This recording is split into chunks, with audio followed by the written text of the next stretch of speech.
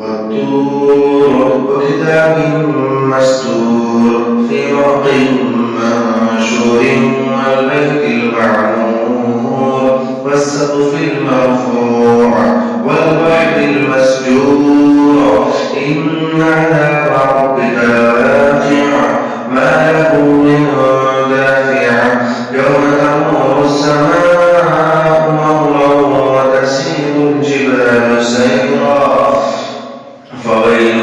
يومئذ للمكذبين الذين هم في خوض يلعبون يوم يدعون إلى نار جهنم دعا هذه النار التي كنتم بها تكذبون أفسحر هذا أم أنتم لا تبصرون اصلوها فاصبروا أو لا تصبروا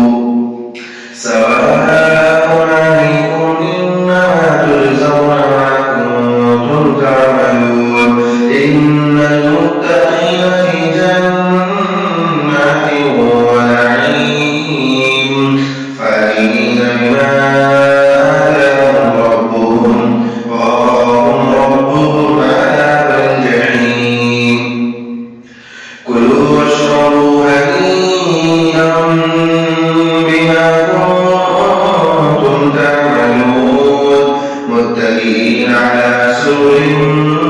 مصفوفة وزوجناهم بحور عين والذين آمنوا واتبعتهم ذريتهم بإيمان ألحقنا بهم ذريتهم وما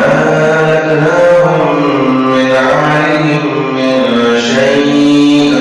كل امرئ بما كسب رهين وأمددناهم بفاكهة ولحم